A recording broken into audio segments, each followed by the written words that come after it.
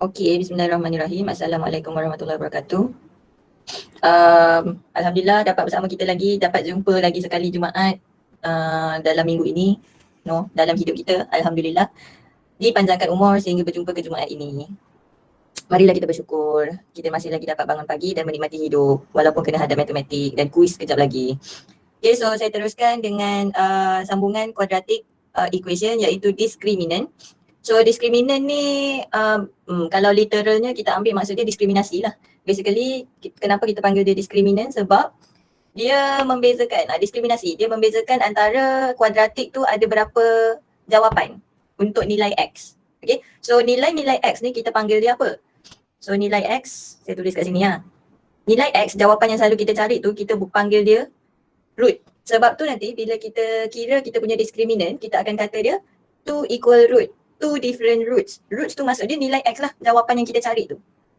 Okay, so discriminant ni bagi tahu kita berapa nilai X yang kita akan dapat dalam kita punya equation kuadratik tu.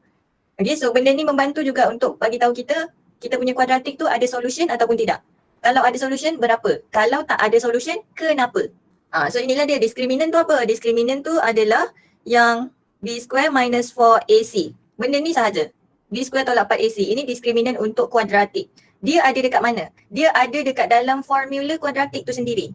Yang X sama dengan negative B plus minus square root B square tolak 4AC. Dia duduk situ. Over 2A. Berapa bilangan jawapan yang kita akan dapat untuk X ni bergantung kepada kita punya discriminant. Sama ada positif atau negatif ataupun kosong. Okay, so kita tengok kenapa dia bilangan jawapan kita tu mengikut discriminant kita. So, what if kita punya B square tolak 4AC ni discriminant adalah greater 0. So, greater 0 ni maksudnya dia adalah positif. Dan bila positif, dia bagi tahu dekat awak punya nota tu dia adalah 2 different real roots. So, root tadi apa? Root tadi nilai X tu. Bila dia cakap different, maksudnya nilai X tu akan berbeza. X1 dan X2 tu berbeza. Maksudnya, bila kita lukis kita punya graf kuadratik nanti dekat chapter 4, kita akan dapat, kalau ini paksi X kita, graf kuadratik senyum, dia macam ni. So, kita ada X1 dengan X2. 2 different real root. And then kalau graf kita tu sedih punya kuadratik, dia macam ni lah. So, kita ada sini X1 dengan X2. Macam tu. So, ini case kalau kita punya discriminant tu positif. Okay, so just so you know, dalam cert, dekat dalam yang formula ni, mesti sentiasa positif. Kalau negatif, awak tekan dalam kalkulator dapat math error. Nanti kita tengok macam mana kalau dia negatif, apa yang berlaku. Kalau dia sama dengan kosong, macam mana pula? Okay, so sama dengan kosong ni, kalau dia, awak dah tengok video, dia bagi tahu sama dengan kosong ni adalah sama ada 2 equal real roots ataupun 1 real root. Benda ni sama je. Sebab apa? Sebab, okay, kalau kita lukis kita punya graf, contoh graf kita. Ni paksi X. Graf kita senyum. So dia kata 1 real root. So contoh dekat sini saja. So graf kita tu hanya sentuh satu kali sahaja dekat paksi X. Sebab tu jawapan nilai X kita satu sahaja. Dan kalau dia sedih pun, dia akan macam ni. Contoh yang ada satu sahaja jawapan adalah saya buat guna pen warna pink. X squared minus 6x plus 9 equal 0. So ni kalau awak tekan factorization sekarang, okay, saya nak semua orang ambil kalkulator dan tolong factorizekan x squared minus 6x plus 9. So dalam kalkulator awak hanya dapat, ni kotak kalkulator dia ada x sama dengan 3. Dia tak ada tulis x1 dan x2, betul tak? So macam mana awak nak tuliskan dalam bentuk kurungan yang macam ni? Kuadratik mesti ada 2 kurungan, betul? So macam mana kita nak tuliskan dia sedangkan jawapan kita ada satu je, iaitu 3. So sebab tu dia punya description adalah 2 equal real root. Equal tu main peranan penting. So bila dia equal, 2 equal dia akan jadi x tolak 3, x tolak 3. Nampak tak bila perkataan equal tu ditekankan dekat situ? Okay, so ini juga adalah cara tulis bila kita dapat nilai x tu ada satu sahaja. Bila kita tekan factorization. So bila kita gabungkan dia akan dapat macam ni lah. Okay, so this is the reason kenapa nama dia 2 equal real roots. Sebab dua-dua kurungan tu sama.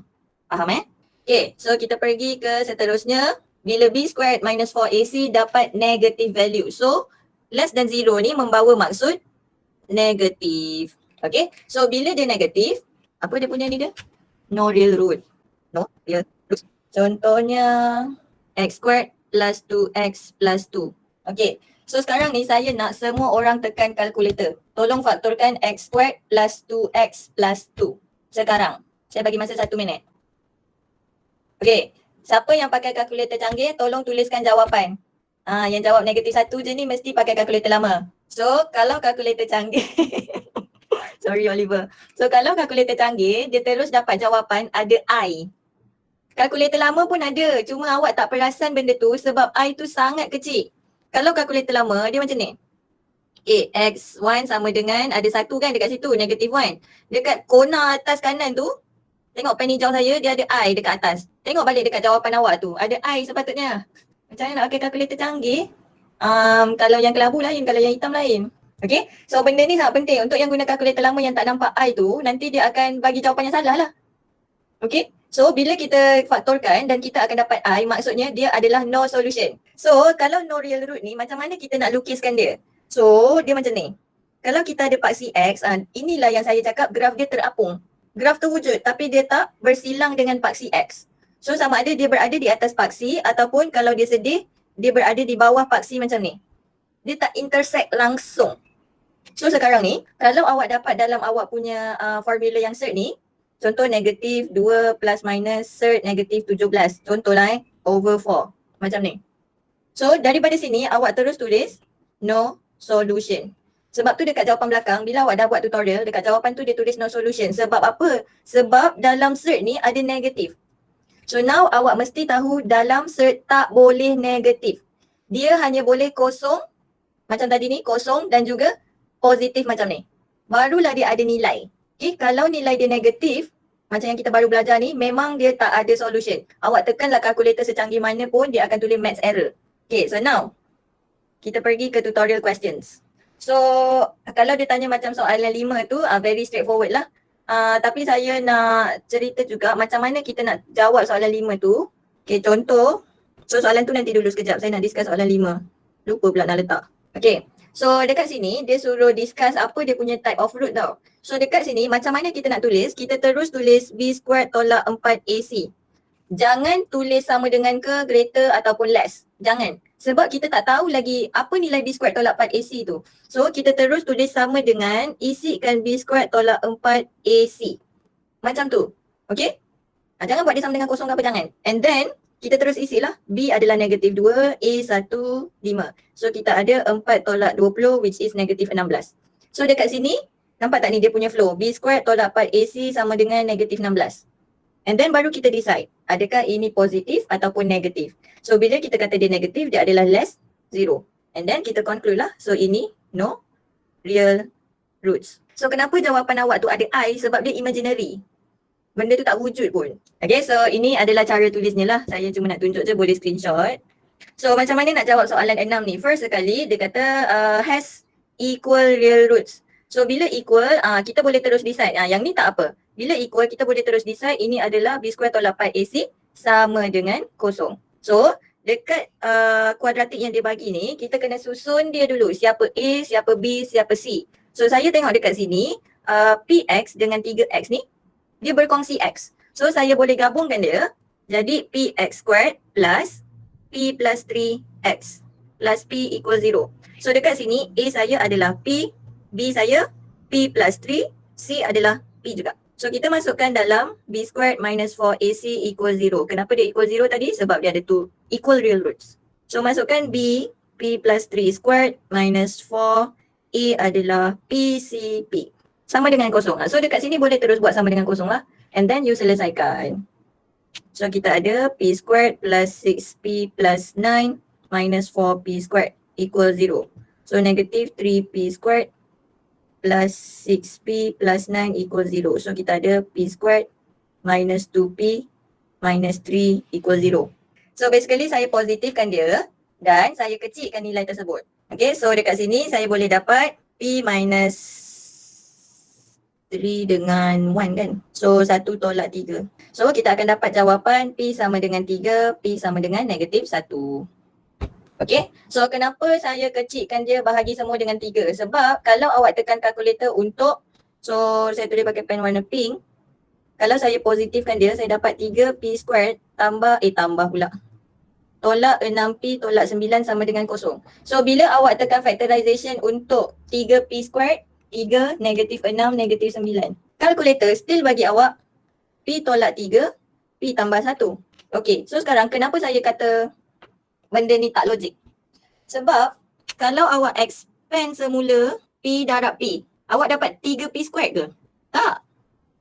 Sebab tu kita kena kecilkan dia dulu. Macam ni. Barulah dia logik P darab P, P squared. Okay. So itu untuk soalan 6 ni sebenarnya. Soalan 6A. Okay, so kita pergi ke soalan seterusnya, 6B. Okay, so dia kata if the quadratic equation has real roots, show that K less than 3/2. So dekat sini dia tak kata pun ini adalah equal ataupun different. Dia cuma cakap benda ni has real roots sahaja. So by English, kita tahu bila ada S, nilai tu ada banyak kan? Dan bila dia tak cakap equal, maksudnya dia not equal lah. So kalau dia not equal, maksudnya dia different. Faham ke? Bila dia kata ni tadi, saya kata dia different kan? So kita akan gunakan B squared minus 4AC greater 0. Sebab apa? Sebab dia different real roots. So ada S sebab dia banyak, and then dia tak cakap equal, so kita boleh terus assume dia different. Okay? And then kita masukkan kita punya B iaitu negatif 6 squared minus 4, A adalah 2, C adalah 3K greater 0. Okay, so ini sebenarnya macam mana nak solvekan dia, korang pun dah tahu sebenarnya, dan benda ni kita akan belajar di chapter 3 nanti. Okay, so saya selesaikan dapat 36 tolak 4 kali 2, 8 kali 3, 24K. Okay, so saya ada negatif 24K greater negatif 36. So basically 36 ni saya bawa dia pergi sebelah, and then saya bawa negatif 24 tu pergi sebelah juga. So saya akan ada negatif 36. Dia jadi operasi apa bila kita bawa negatif 24 pergi sebelah? Operasi tolak atau operasi bahagi? Jawab di komen. Bahagi. Sebab apa? Sebab, thank you semua orang. Sebab negatif 24 dengan K, apa operasi dia? Darab. So bila kita pindahkan sebelah, apa perlawanan yang berlawanan dengan darab? Bahagi. So dia akan jadi bahagi. Bahagi negatif 24. Kenapa 36 bila pindah sebelah jadi tolak? Kenapa dia tak jadi kosong bahagi 36? Sebab apa hubungan 36 dengan 24K? Hubungan dia tolak kan dekat situ. Apa simbol untuk sign untuk 36? Positif. So bila pindah sebelah dia jadi negatif 36. Kosong tolak 36 lah basically sebab dia kosong kan dekat situ. So kosong tolak 36 jadi negatif 36. Okay, now apa jadi dekat dia punya direction? Direction tu maksud saya yang ni direction. Direction. Bila kita bahagi dengan bahagi atau darab dengan negatif, direction akan berubah ke belakang. Dia berlawanan lah. Very good. Terima kasih semua orang respons. So saya tahu saya tak cakap seorang-seorang. Okay, so bila kita simplify ataupun kita tekan kalkulator, kita akan dapat less than 3/2. Lah senang rupanya, shown. Okay, so saya harap explanation saya membantu siapa-siapa yang stuck. So ini saya ambil daripada soalan 7. Ada beberapa yang PM saya bagi tahu dia dapat jawapan lain daripada belakang. Tak apa, jangan percaya sangat jawapan belakang. Dia kalau lain tu sama ada awak salah ataupun jawapan salah. Okay, so sebagai pelajar kita kena yakin jawapan kita betul. Okay, so saya ambil 2 soalan sajalah. So untuk yang ni, saya lebih prefer untuk tukarkan sini. Saya masukkan dia. So dekat sini kita ada Y sama dengan 5 tolak X. So saya akan masukkan dia dalam sini. Okay, so that saya tak payah nak expand kalau saya masukkan X dalam 3X squared tu. Okay, so kita ada 3X squared tambah 1 sama dengan 2, 5 tolak X. So kita ada 3X squared plus 1 sama dengan 10 tolak 2X. Dan bila kita bawa dia pergi ke sebelah, dia akan jadi negatif 9. Okay, so dekat sini, bila awak jumpa dengan quadratic equation, first thing first, always tekan calculator dulu. So tekan calculator untuk factorize dan awak akan dapati jawapan dia ada cert ataupun kalkulator lama akan dapat perpuluhan. So dekat sini yang kalkulator lama tu mesti aware ada I kecil ataupun tidak. So bila kita ada cert, kita mesti apply formula. So dekat sini X sama dengan, so negatif 2 plus minus. So 2 squared minus 4AC over 6. So negative tu plus minus. So kita terus kira cert 112 over 6. So dekat sini kalau awak nak bagi jawapan dalam perpuluhan pun tak ada masalah. Nak bagi jawapan dalam cert, dia akan lebih accurate. So kalau kita bagi jawapan dalam cert, tak tahu saya suka bagi jawapan saya dalam cert. Dia lebih accurate lah. 4 cert 7 over 6. So kalau saya kecilkan, saya kecilkan cepat sikit lah. So saya ada negative 1 plus minus 2 cert 7 over 3. So now kita dah jumpa X. So when X equals to negative 1 plus 2 cert 7 over 3. So Y equals 5 minus negative 1 plus 2 cert 7 over 3. So dia adalah 15 per 3. 15 bahagi 3 adalah 5. Kenapa saya perkan dengan 3? Sebab dekat sini dia per 3. Saya nak samakan dia punya denominator supaya saya boleh combinekan terus everyone per 3. So saya akan ada 15 tambah 1 tolak 2 cert 7. Nampak saya dah masukkan terus negatif dengan negatif, negatif dengan positif. Okay, so saya akan ada jawapan 16 tolak 2 cert 7 per 3. So itu untuk X adalah positif 2 cert 7. Kalau kita ada X lagi 1, when X equals 1, negative 1 minus 2 cert 7 over 3. So bila kita kira Y, dia adalah 16 tambah 2 cert 7 per 3. Ni sebab saya dah kira tadi lah. So saya dah tahu jawapan saya. Okay. So dia punya jawapan ni tak sama dengan jawapan belakang tau. So nanti awak convert lah sendiri benda ni bagi perpuluhan. Kalau awak bagi jawapan dalam perpuluhan lah. So check jawapan awak. Type dekat tu dan tengok berapa perpuluhan dia. Okay. So dekat sini saya tulis nota. Boleh bagi jawapan dalam perpuluhan. Jawapan dalam perpuluhan ataupun cert. Tak ada masalah. No problem. Okay, so seterusnya saya nak tunjukkan macam mana nak buat soalan D. So kita akan masukkan Y dalam sini. So kita akan dapat X squared minus 2 cert X squared plus 3 equals 0. And then kita akan dapat X squared minus 4X plus 3 equals 0. So masa nak expandkan 2 cert X tu tolong berhati-hati ya. Jangan bagi jawapan 2X sahaja. 2 tu pun kena squared juga. Okay, so bila kita factorize, kita akan dapat X minus 3 dengan X minus 1. So X equals 3 dengan X equals 1. So when X equals 3, Y equals 2 cert 3. When X equals 1, Y equals 2 cert 1 which is 2. Okay, so again, dekat Y sama dengan 2 cert 3 ni, awak nak convert jadi decimal, tak ada masalah. Awak nak convert, awak nak biarkan dalam bentuk cert sahaja pun, no problem. So biarkan jawapan dalam bentuk cert lebih accurate lah. Sebab kan dia akan jadi perpuluhan yang sangat panjang. Dan bila awak potong dia kepada beberapa perpuluhan yang tertentu, dia akan jadi pendek lah. Dan dia accurate tak? Tak. Less accurate lah, bukannya tak accurate langsung. Less accurate. Okay, so sebab tu saya suka biarkan jawapan saya dalam cert. Okay, so itu untuk jawab soalan D. Sepatutnya habis sudah ni, tapi saya nak tunjukkan macam mana kalau kita ada soalan. Okay, ni adalah contoh soalan 8. So kalau ada tutorial question sekarang, ini adalah soalan 8 di mana dia minta untuk solve simultaneous equation. Ini equation pertama, ini equation kedua. So dia suruh solve simultaneously macam soalan 7 tadi juga. Tapi, okay, so selepas kita solvekan ini, saya tunjuk guna highlight warna orange lah. Okay, so kita solvekan dia. Lepas tu kita dapat jawapan, tak kisahlah jawapan dia berapa, 1 ke 2 ke. Kita kena recheck. So step recheck ni penting. Sebab apa kita kena recheck? Sebab kita datang daripada equation cert yang ada dekat sini. So bila kita datang dari equation cert, kita mesti recheck. Dan obviously kita nampak dekat sini left sama dengan right. So kita boleh terus gunakan nilai X tu untuk cari nilai Y.